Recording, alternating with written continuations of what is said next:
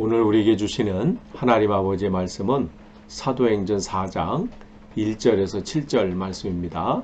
사도행전 4장 1절에서 7절 말씀 제가 봉독에 올리겠습니다. 사도들이 백성에게 말할 때에 제사장들과 성전 맡은 자와 사두개인들이 이르러 예수 안에 죽은 자의 부활이 있다고 백성을 가르치고 전함을 싫어하여 그들을 잡음에 날이 이미 저물었으므로 이튿날까지 가두었으나 말씀을 들은 사람 중에 믿는 자가 많으니 남자의 수가 약 5천이나 되었더라. 이튿날 관리들과 장로들과 서기관들이 예루살렘에 모였는데 대제사장 안나스와 가야바와 요한과 알렉산더와 및 대제사장의 문중이 다 참여하여 사도들을 가운데 세우고 묻되 너희가 무슨 권세와 누구의 이름으로 이 일을 행하였느냐. 아멘. 오늘도 새벽 기도에 참석하신 여러분들을 환영하고 축복합니다. 올 한 해 여러분이 다른 것은 몰라도 말씀과 기도에 승리하시는 한 해 되시기를 간절히 축원합니다. 사도행전 말씀 계속 우리가 새벽 기도 때마다 나누고 있습니다. 오늘은 4장 1절에서 7절 말씀이에요. 여러분이 3장을 쭉 보시면 이제 베드로와 요한이 성전으로 기도하러 올라가다가 나면서부터 걷지 못하는 한 분을 보고 그에게 다른 것을 준 것이 아니라 나사렛 예수 그리스도의 이름을 그에게 주고 그 이름으로 그의 손을 붙잡아 일으켰을 때 그에게 놀라운 일들이 일어났죠. 복음을 증거한 거예요. 회복이 일어나고요. 사람들이 모이게 되고 또 그것이 무슨 일이냐, 이 기적이 어디서부터 시작된 거냐 할 때 다른 게 아니라 예수 그리스도를 통해서 하나님의 놀라운 역사가 나타났다는 것을 선포하고 그가 하나님의 아들이다, 그가 메시아다 설교했을 때에 놀라운 변화들과 또 역사들이 나타났죠. 그러고 이제 4장으로 넘어가는 그런 상황 가운데 넘어가는데 이 4장은 그러니까 초대교회에 벌어진 첫 번째 박해입니다. 복음을 증거할 때 어려움들이 생기는 거예요. 우리가 여기서도 기억을 해야 돼요. 그들에게 예전에 이 성령을 받기 전까지 이런 박해들이 있었고 이 어려움이 있었으면 무너졌을 거예요. 그러나 왜냐하면 그들이 조그만 어려움이 생기면 부인하고 도망가고 흩어지고 이런 것들이 그들의 모습이었거든요. 그러나 여러분 이제 이후로부터 쭉 우리가 성경을 읽은 분들은 우리가 알잖아요. 그 성령을 받기 전과 이후 그들의 삶의 모습이 달라져요. 담대하잖아요. 우리 4장에서도 이제 담대한 사도들의 모습을 보게 되는데 그런 면에서 우리가 간구해야 될 것이 뭐냐면 하나님 내게도 맡긴 이 직분과 사명을 감당할 수 있는 힘을 주시옵소서. 근데 그 힘은 주님께서 이미 말씀하신 대로 오직 성령이 너에게 임하여야 된다는 거예요. 임하면 권능을 받게 되고 그러면 당연히 자연스럽게 증인의 삶을 내가 감당해야지 결심하고 결단해서 되는 게 아니라 감당하게 하시는 거예요. 하나님께서 하시는 겁니다. 여러분이 그것을 여러분이 올 한 해 꼭 간구하시고 또 그 안에 승리하시기 원합니다. 그러니까 지금 복음을 증거할 때 이런 박해가 와요. 베드로를 비롯해서 사도들이 복음을 증거했을 때 그러한 일들이 일어나죠. 그런데 여러분 보세요. 같은 복음을 증거했을 때 어떤 사람들은 형제 우리가 어찌할꼬 하면서 거기서 이 자기의 삶을 회개하고 주님께 돌아오는 놀라운 역사가 있는가 하면 오늘 본문에 나오는 사람처럼 복음을 전하는 것을 방해하고 공격하고 잡아들이고 걸림돌이 되는 이러한 일들도 있다는 것이죠. 방해하고 박해하고 냉랭하고 그러니까 지금 이 땅을 우리가 살 때나 또 장차 올 이 나라에서 그 삶이 그 각 개인이 행복한 삶을 살 것이냐 아니면 그 행복한 삶을 누리지 못할 거느냐는 이 복음이 내게 왔을 때 이 복음 앞에 내가 어떻게 반응하냐에 따라 달라요. 내게 주시는 이 말씀 이 복음을 내가 믿고 신뢰하고 복음 앞에 나를 드릴 때 우리는 평안과 기쁨을 누릴 수 있지만 그렇지 못하면 진짜 참 평안을 누리지 못한다는 것이죠. 예나 지금이나 여전히 복음을 받아들이는 사람이 있는가 하면 복음을 거부하는 이들이 있습니다. 그러니까 여러분이 뭐 전도를 하거나 또 복음을 증거할 때 왜 저 사람들은 나는 이 말씀 안에서 은혜를 누리는데 왜 저 사람은 누리지 못하지? 그걸 이상하게 생각할 거 없어요. 지금도 마찬가지지만요.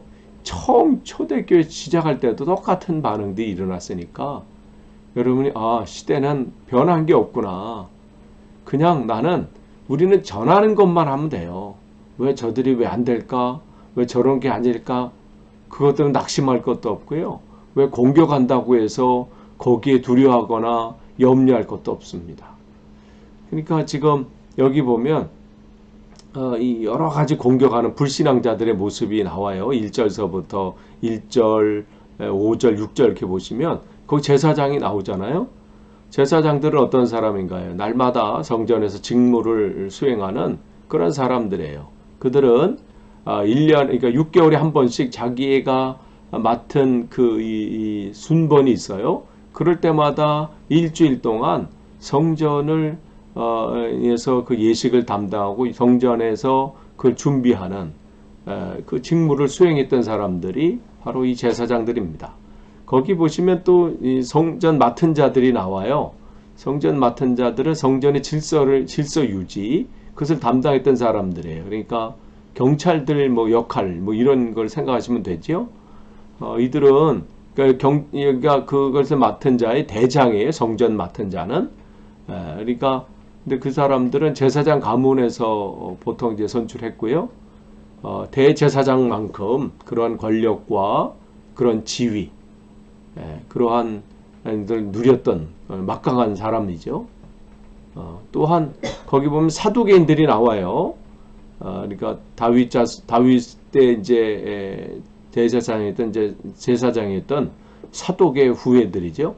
그 후예들로 그들은 이제 이스라엘의 시대가 흘러가면서 종교에는 관심이 별로 없어졌고요. 이들은 정치에 관심을 가졌던 그런 사람들입니다. 제사장 가문인데, 그래서 뭐 종교적인 신앙심은 대단한 건 별로 없고요. 그저 중요 행사 때나 참석하는 뭐 그런 거 있잖아요. 우리 시대도 정치인들이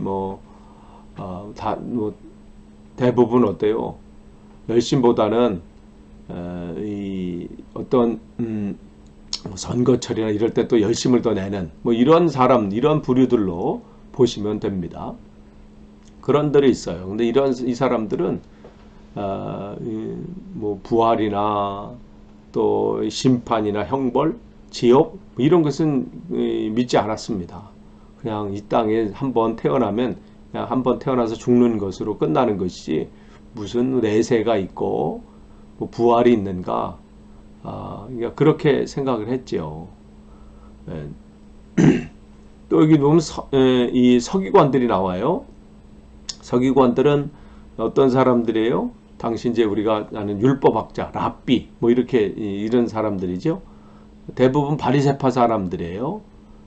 그래서 이들은 사두개파 사람들하고는 달리 부활과 천사들을 믿고 심판과 형벌들을 믿었어요. 그래서 사두개파 사람들하고는 정반대의 입장에 있습니다. 그러나 예수님의 문제가 앞에서는 협력했던 그러한 또 사두개인들과 협력했던 또 그러한 사람들입니다.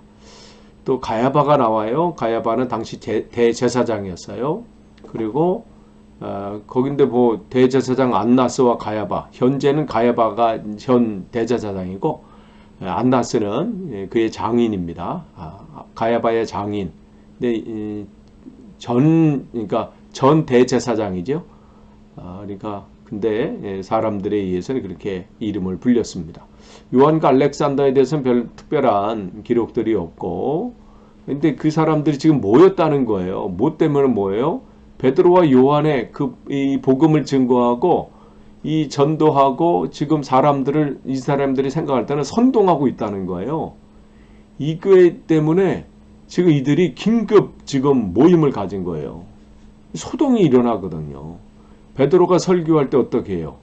3,000명이 회개하는 일들이 우리가 어찌할꼬 하면서 그러한 일들이 일어난다는 거, 또 기적을 행했을 때에 이 안진뱅이가 일어나잖아요. 그리고 사람들이 모이고 이거 어찌 된 일이냐, 또 복음을 증거하고.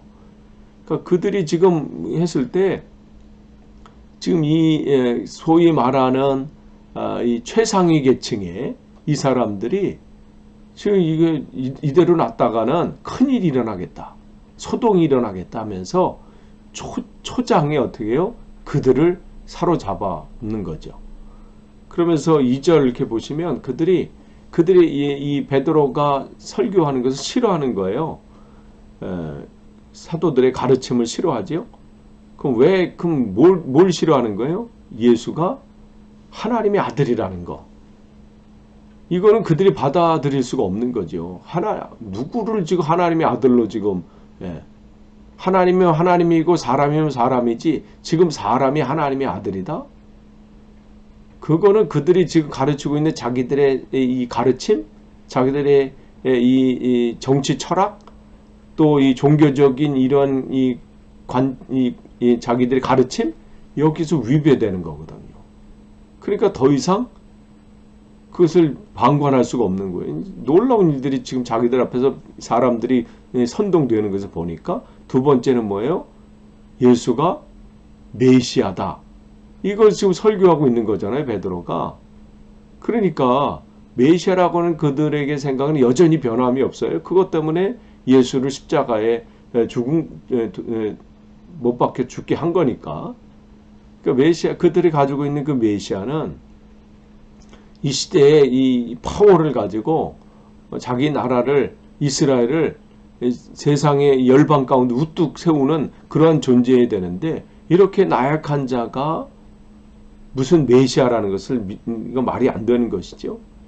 그러니까 지금 그런 것들도 걸림돌이 되는 거예요. 그리고 어디 메시아가 팔레스타인의 작은 마을에서, 작은 땅덩어리에서, 또 거기 헬라인들에게는 또 그거예요. 말이 안 된다는 것이죠. 작은 땅덩어리에서, 또 작은 마을에서 몫으로 무슨 대단한 학문이나 이러한 것을, 지식을 훈련받거나 그걸 학습하거나 교육받은 경험이 없는 자가 메시아라고 한다는 것이 그들의 또 이 헬라파 사람들에게는 이해가 안 되는 것이고요. 그런 다양한 것들, 또 부활했다는 것, 우리가 죽은 것을 분명히 봤는데 그가 부활했다. 특별히 사두개파 사람들에게는 말이 안 되는 것이죠. 그런 여러 가지 상황 속에서, 그러면서 7절에 얘기하는 게, 사도들을 가운데 세워놓고 그들이 뭐라고 그래요? 묻되 너희가 무슨 권세로 누구의 이름으로 이 일을 행하느냐. 한마디로 말하면 너희 주제에 무엇을 얘기하느냐 이거예요. 갈릴리 촌놈 주제에 지금 우리들의 가르침과 우리들의 정책, 이런 것을 반대하고 여기에 반하는 사람들을 선동하는 그런 얘기를 한다는 것이죠. 그러니까 이들의 볼 때는, 이들은 어떻게 해요? 이 나라에 반대하는 사람인 거예요. 그러니까 지금 이들이 이 상황 앞에서 그냥 이거를 봐서 그냥 지켜볼 수가 없는 거죠. 따끔하게 혼내가지고 다시는 이런 일을 하지 못하도록, 그러니까 이런 짓을 하지 못하도록 지금 그들이 긴급회의를 하는 겁니다.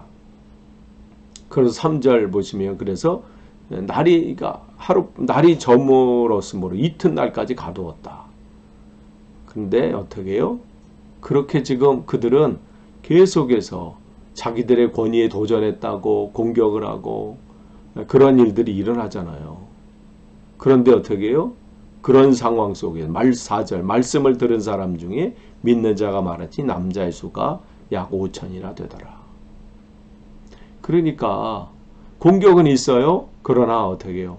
하나님은 그들의 공격과 또 그들의 핍박, 그 상황 속에서도 그 사도들을 통해서 하나님의 놀라운 역사는 계속되어진다는 거예요. 여러분, 우리가 이때 시대나 지금이나 복음을 증거할 때 어려움이 있습니다. 변화되는 사람이 있는가 하면요, 공격하는 사람들이 있어요. 그러니까 그런 것 때문에 우리가 일희일비할 건 없어요. 그냥 우리에게 맡겨진 사명을 전하면 되는 거예요. 거기까지가 우리의 사명이에요. 그러면 그 사람에게 영향력을 비치고 변화시키고 회개케 하시고 돌아오게 하시고 하는 것은 주님께서 하시는 일입니다. 지금 베드로와 이 요한도 마찬가지예요. 그들은 그냥 그들이 어떤 상황이든 어떤 받아들이든 아니든 자기들이 만난 그 주님, 또 자기들이 체험한 그 주님, 그것을 전한 거예요. 그럴 때 회개 역사들이 일어나요. 놀라운 일들을 그들은 목격합니다. 기적들이 일어나요. 그러나 반대로 공격이 일어나요. 그러니까 복음에는 두 가지예요. 우리가 그리스도의 향기입니다. 어떤 사람은 생명의 그 냄새예요. 어떤 사람은 그게 사망의 냄새예요. 두 가지 반응은 언제나 일어납니다. 그러니까 여러분, 어떠한 상황에서도 낙심하지 않기를 원합니다. 이런 반응이 일어나요. 대신 우리가 그 말씀과 기도로 늘 무장해야 어떻게 이겨낼 수 있어요. 그러니까 복음을 증거할 때 이러한 일들이 일어난다는 걸 기억하시고 올 한 해도 어떠한 상황 가운데서도 여러분이 말씀과 기도하는 승리하시고 그 사명 잘 감당하시는 한 해 되시기를, 또 오늘 하루 되시기를 간절히 축원합니다. 기도하시겠습니다. 하나님 감사합니다. 오늘 또 말씀을 주셨습니다. 흔들리지 않고 어떠한 상황 속에서도 내가 만난 주님을 증거할 수 있는 힘과 능력을 우리에게 날마다 부어 주옵소서. 예수님의 이름으로 기도하옵나이다. 아멘.